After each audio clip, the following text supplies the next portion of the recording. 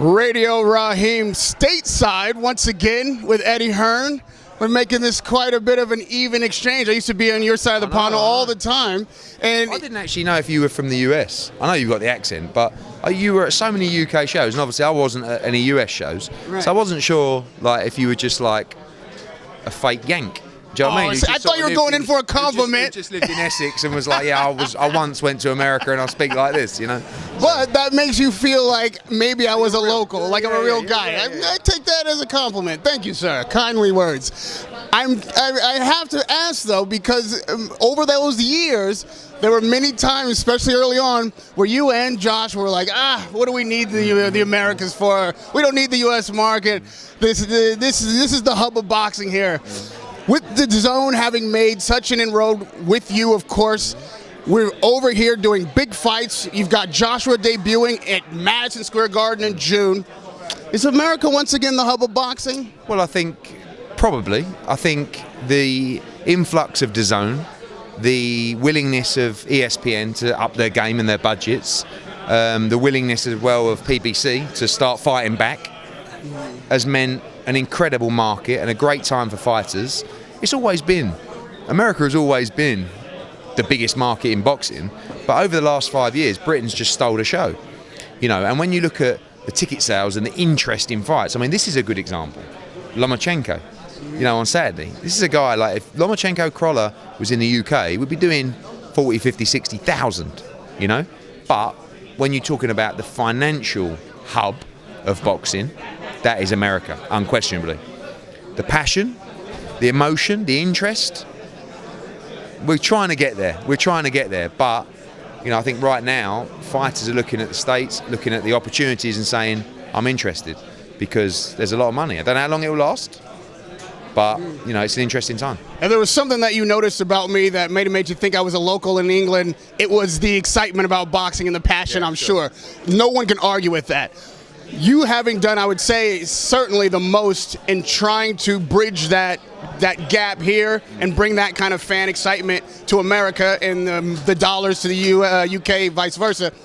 What has you in this last, I don't know, it's only been 6 months or so, right? 6 months. Yeah. 6 months experience. That's the difference between these two markets. How do we get that kind of enthusiasm for boxing here in America? That's a good question. And as Bob said up there, that apparently I'm a great promoter, but I don't know dick about boxing in the US. He's probably right. I mean, I'm coming here as a very successful promoter to try and change the game in the States. I'm just a Brit who's coming over trying to learn, and it will take time.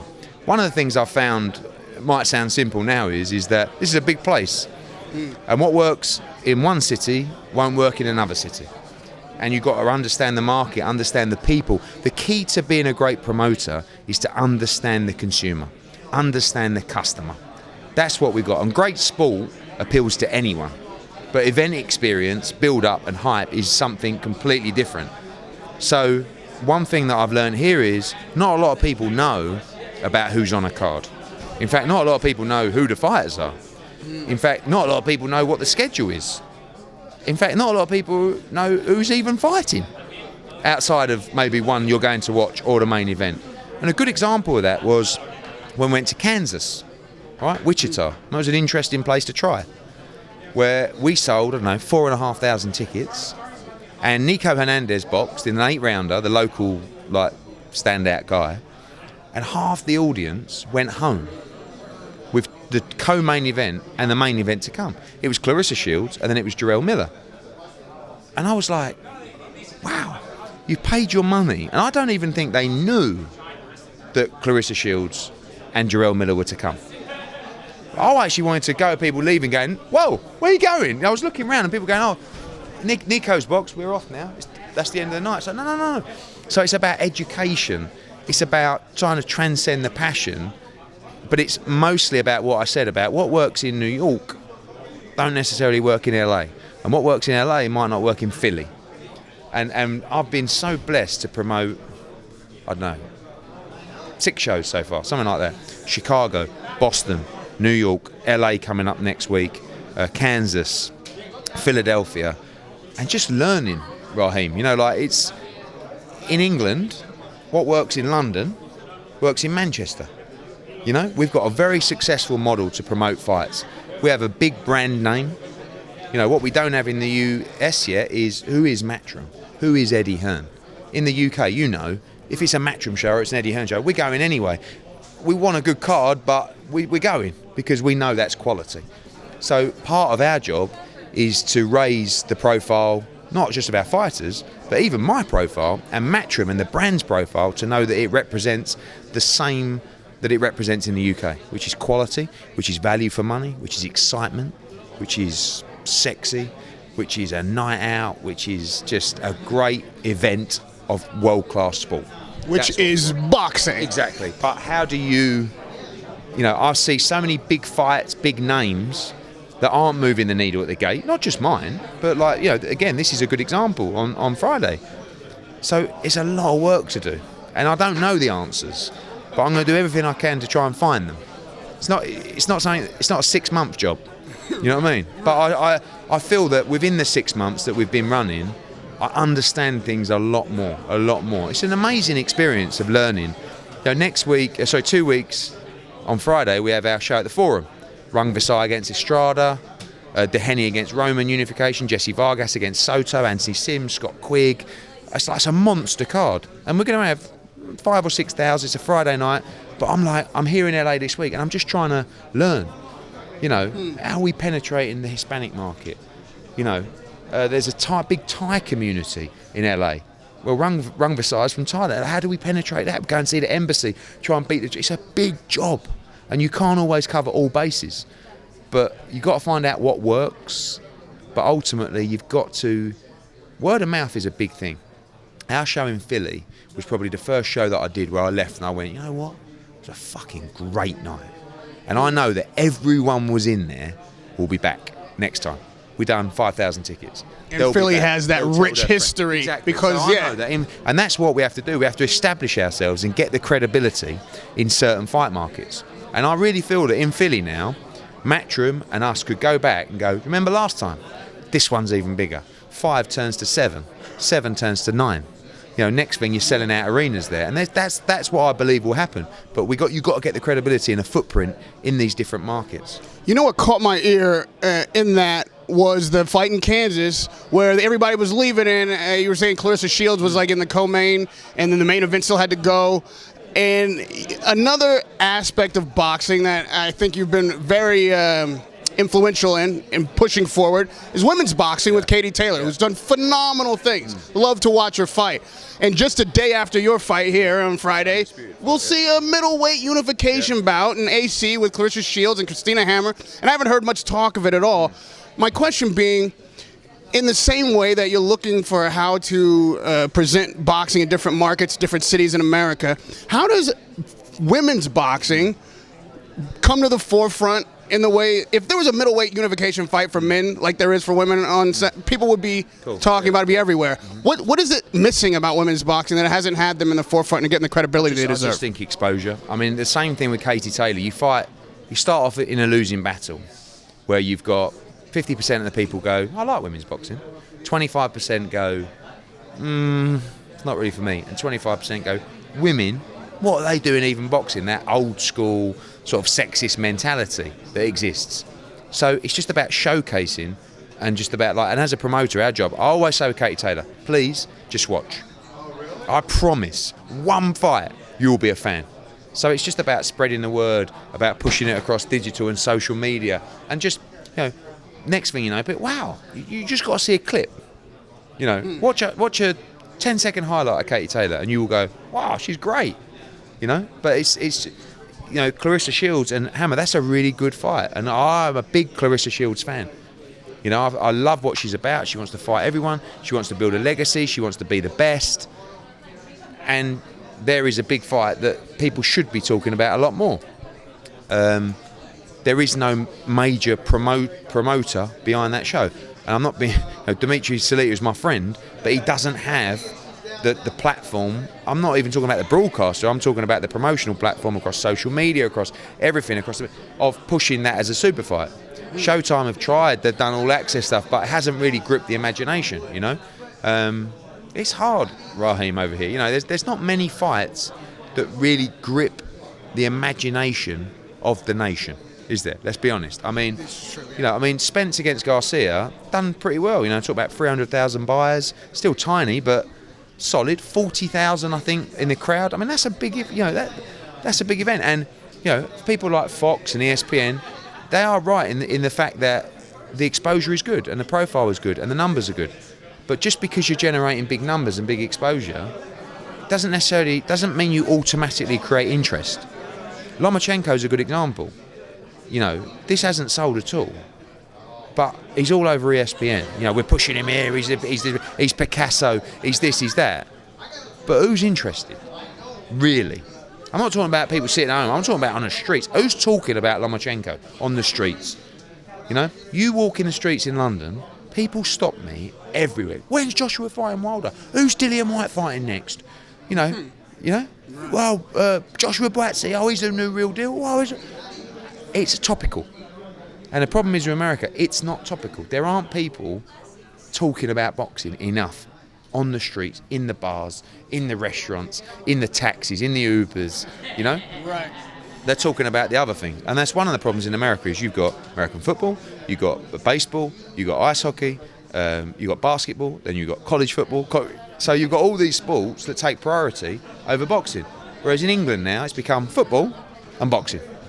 So when everyone says about Arsenal playing Tottenham at the weekend, they're also saying about Joshua Fury. And that helps because it's just natural interest. And to be fair, even in the UK, like I say, people will stop me in the street and be like, "When's Eddie gonna put? When's Eddie gonna? When's Eddie gonna?" What they do to me. I know, but at least there has to be that interest, that narrative. That comes across social media, that comes across day to day, like I said, on the streets, people just talking boxing. But even before the advent of social media and all these kind of avenues, the one thing that I think has carried boxing consistently throughout the ages is heavyweight boxing. 100%. And that's what they most ask you about, that's what they most ask me about. And we look to be right on the cusp of another good run of heavyweight fights. Like we're about to have some defining repositioning maybe. As this thing ferrets through with Joshua being something of a free agent, not entirely, but being able, I think, have more freedom than anyone. From a broadcast point of view, right, not from promotion. Where he can fight, where he can fight, not with whom. How do you see, through May, through the Tyson Fury fight, do you see any big things changing as far as what the situation is now? Right now, we don't seem to be able to look at any rematch with Wilder Fury. We don't see a Joshua Wilder fight on the horizon. Is anything going to change in the next 3 months? Yeah, I think so, because money will change the minds of a lot of people. The only thing that Joshua's interested in post June 1 and Jarrell Miller is being the undisputed world champion. Again, going back to Godfather Bob's comments, he's got to do this to do Fury. We're not interested in Fury.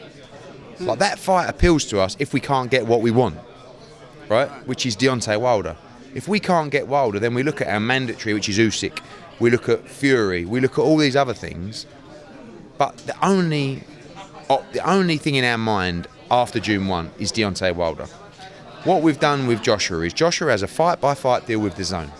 DAZN, in our minds, is 100% Anthony Joshua's home. I believe it will be his long-term home. Before we commit to that long-term home, we need to make sure that doing that doesn't affect his career-defining fights, his legacy-defining fights, and even the financial-defining fights as well. Deontay Wilder, maybe Tyson Fury. So at the moment, we're probably in the best position out of everyone by not necessarily fully committing and aligning to a platform that may stop fights from happening. Tyson Fury cannot box anywhere else other than ESPN. It's all very well saying, well, why would you want to box it? Because the other guys aren't on ESPN. That's why. And that's the problems with boxing.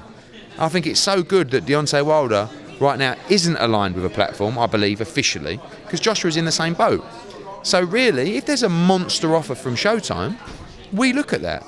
If there's a monster offer from DAZN, Wilder should look at that. They have the ability to do it, and I think that's very important.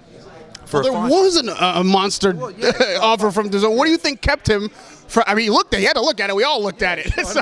What made him turn that down? I don't know. I mean, he's got his own reason. And, there's been so much bad talk from our side and from their side, and none of it helps. But we're emotional people. You know, I believe Anthony Joshua is the best heavyweight in the world. I believe a lot of what they said wasn't right, and vice versa.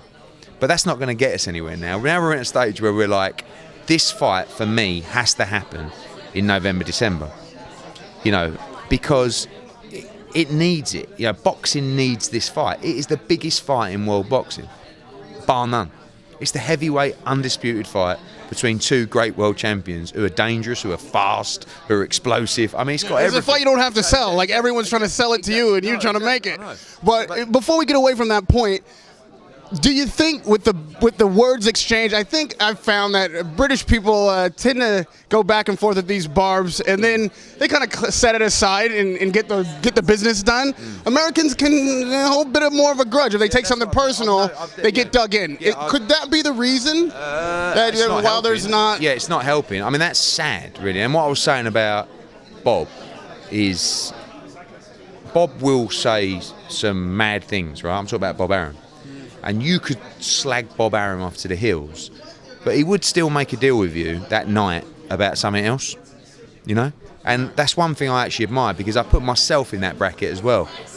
I don't hold emotion and let emotion get in the way of doing the right deal for my fighter. And there is clearly a lot of unhappiness from their camp towards Team Joshua, and that includes me, mostly me, which shouldn't be that way. You know, you can't come out and say something about Anthony Joshua without me firing something back, and about me. We're just not that type of people. I'm going to back my man to the hills because I believe in everything he stands for. I believe in all his decisions we make as a team. So when you're asking, is one of the reasons this fight's not getting made because of the bad blood between two? Absolutely. And that's something that I'm trying to tone down. Because you're trying to mend it. I mean, I notice you're not calling him Shelley anymore and these kind of things. I don't think I can mend it. But the banter and the sarcasm in the two countries, you know this, you've spent time there, it's completely different. I mean, there was a guy earlier who asked me for an autograph on the Ring magazine thing, and he had a Deontay Wilder t-shirt on, right? So I went up to him and he went, "Can I have an autograph?" I went, "Yeah, but I've got to say, I don't like your t-shirt." And he went, "Why?" I'm like, "Well, it's got Deontay Wilder on it." He goes, "I like Deontay Wilder." I went, "Yeah, but what I'm saying is obviously..." That's a flyer. That's his gear, man. You're like dissing his gear. For all the what we talked about earlier about the efforts to understand the people and the customers and the mentality, I sometimes probably have to change my approach. And I've had a lot of support from the UK people going, "Don't change." Like I said, but it's a different world. So I am trying to tone it down in that situation. I don't want to say anything bad about it because I want the fight to happen. You know, and people have even said to me, even John Skipper said to me, "Eddie, like, maybe tone down the interviews on Wilder because we're trying to get, and he's right. But I'm a very emotional guy, and like I said, I back Joshua. And for me, that is also part of the showbiz, the razzmatazz, the hype, is that war between the two. Like, imagine the press conference, right? Joshua, Wilder, me, Shelley, like when we did Frampton against Quigg many years ago, like the dynamics, like Joe Gallagher, Shane McGuigan, right? Obviously Frampton Quigg, me and Barry McGuigan. It was epic. That's what we should be building towards, and they shouldn't take it personally if I do something childish and call him a silly name. They should actually look at that and go, he should be phoning me up going, "Keep going, mate, this is good." I'm like, if he phoned me up and went, "Hey, see, I've said this about you, let's just keep it," I would go, "Nice one, keep going." But it's so far the opposite way, where it's like, he said this, so I'm going to say nothing other than we all have a responsibility for the sport and for the people that follow it, the paying customers, to deliver this fight. Me, Shelley, Al, Deontay, AJ, it's all our responsibilities to make this fight. Because if we don't make this fight, we've failed the sport and we've failed the fans, which is a bad situation for the sport we are supposed to love. Right? Could not agree more. But talk is great. Let's make it happen. But let's win the fights. I mean, May 18, Joshua Brazil Wilder, June 1. They're dangerous fights. I mean, you've got 3 great heavyweight fights there. with Wilder Brazil, Usyk Takam in the middle, and then Joshua Miller. Great, like you say. Although you may not be getting the fights that you ultimately want right now, you are getting a fantastic mix of heavyweights now that will end up fighting each other. I promise you that. It's just when. And we want it now. The stepchild of this whole conversation, and he certainly feels that way. The most frustrated guy, I think, in the heavyweight division has got to be Dillian Whyte. He's not raised in this conversation because I say there's just not enough, I guess, global interest in him. But if you're over in the UK, as I've been, you know that people scream for him. Sure, no, they love a Joshua Whyte rematch. So would Joshua. What's his situation? I rate Dillian Whyte. I think right now there are 5 heavyweights who are what I call sort of ultra elite, if you like, and the best 5 heavyweights in the world. And I'm saying Alexander Usyk. I know he hasn't boxed at heavyweight yet, but he's the undisputed cruiserweight champion, who is a genius. I'm presuming he's going to be in that mix. So I go Joshua, I go Dillian Whyte, I go Tyson Fury, I go Deontay Wilder, and I go Alexander Usyk. For me, they are the 5 best heavyweights in the world. In that order? Joshua, Fury, Dillian Whyte, Wilder, Usyk. That's what, and I know that could be controversial, and it might, but that's my gut feeling, right? So when you look at it, Dillian Whyte for me has done everything he needs to do to get a shot at that title. We have a pending situation with the WBC, who are ruling on his mandatory position. He will box in July anyway, but we want him to be mandatory for the WBC title. Now, obviously, I've got the 2 hats on where I want to make the Joshua Wilder fight. I also want to deliver Dillian Whyte a shot at the world title. So there may be a situation, and that's the situation that's been pushed by Team White and also me, to say he should be mandatory for Deontay Wilder with no intervening bouts because of everything that's happened in the past. But obviously, we also want to see the undisputed fight. But then Usyk is mandatory to Joshua later on this year. But then, so there's so many things that could happen. But Dillian Whyte is right in there, and I know it's a frustrating time for him, but he's okay. You know, he's a top name. He will get his opportunity. We had the Joshua negotiations. He was made three different offers, which he felt weren't enough. And the reason that he felt they weren't enough, I feel the last one was enough. I have to be honest. But not if you believe in yourself the way that Dillian does.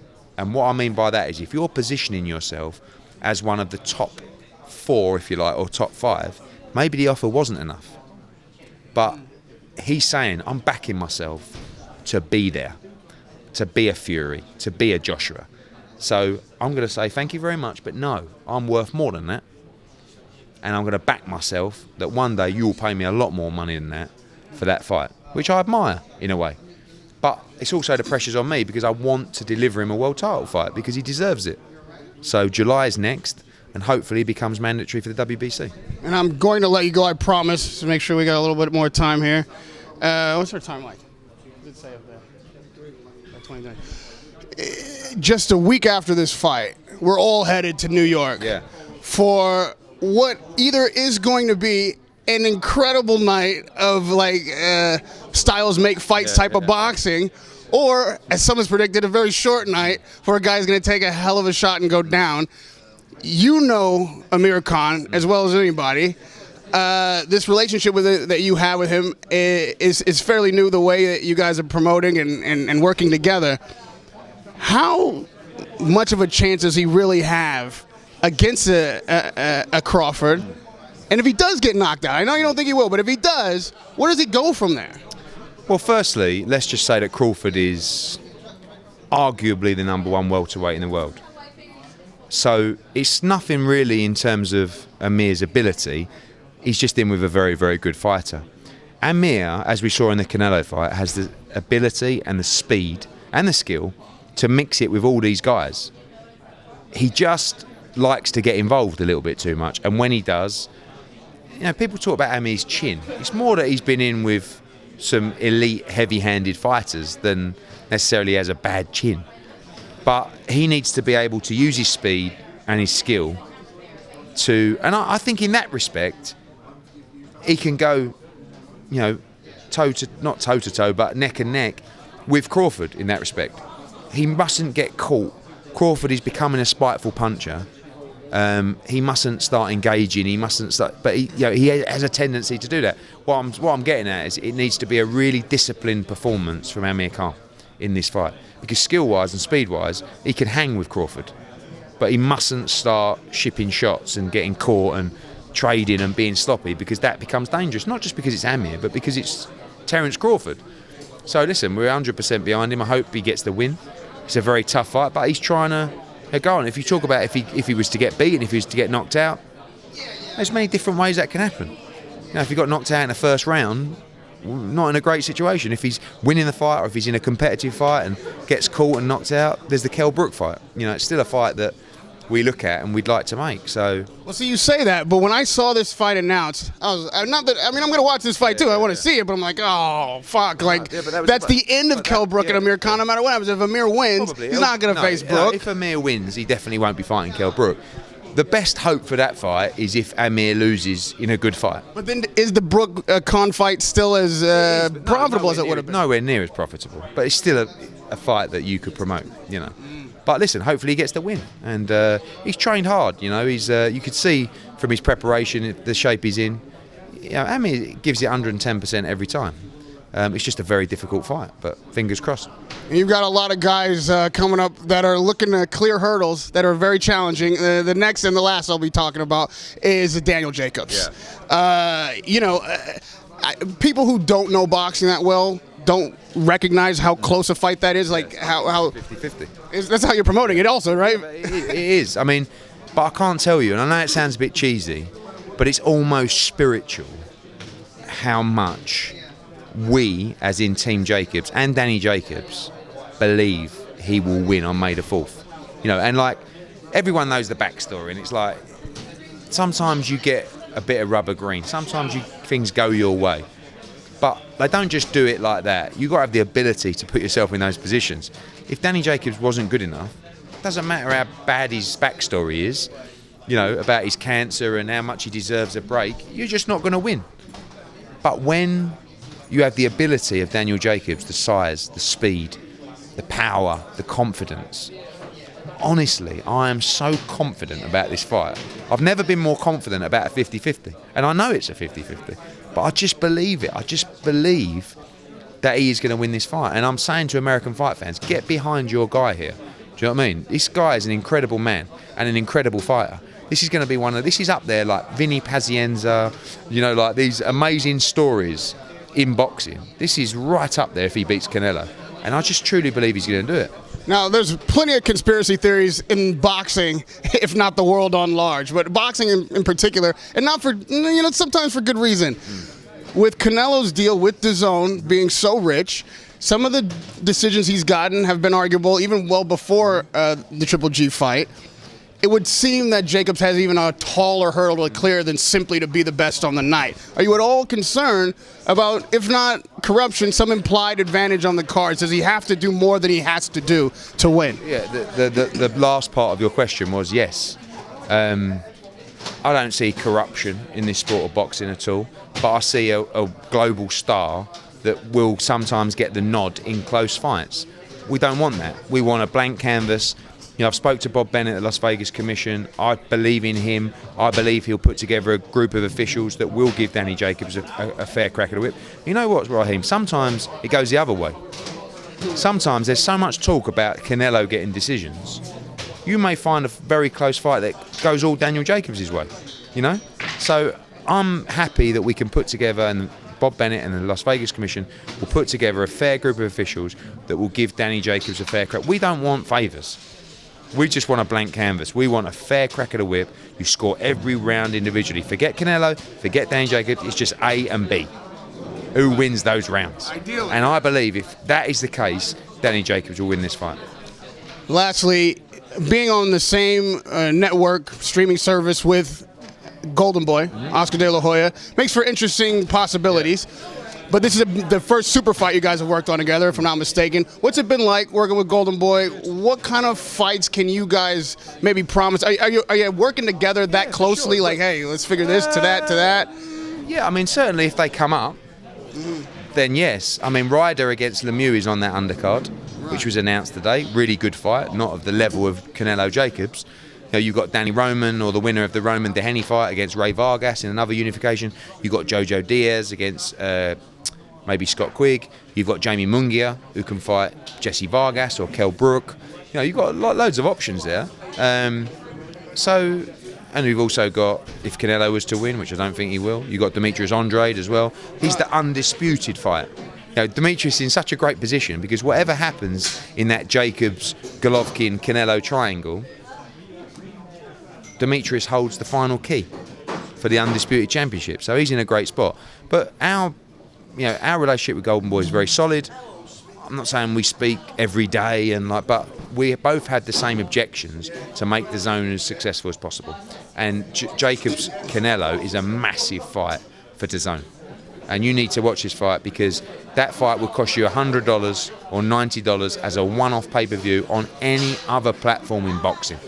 So make sure you support DAZN because it's a changing landscape in the way boxing fans are digesting content, and you're going to get a lot of value. Well, as a lot of people will be saying next Sunday night, good luck in the wars to come. Cheers, mate. I don't know if you're a Game of Thrones fan, but you're definitely playing Game of Thrones in boxing. We look forward to all these events, especially this Friday night, Lomachenko versus Crawler at Staples Center. Thank you, Eddie, for the time. Cheers. Radio Rahim with Eddie Hearn.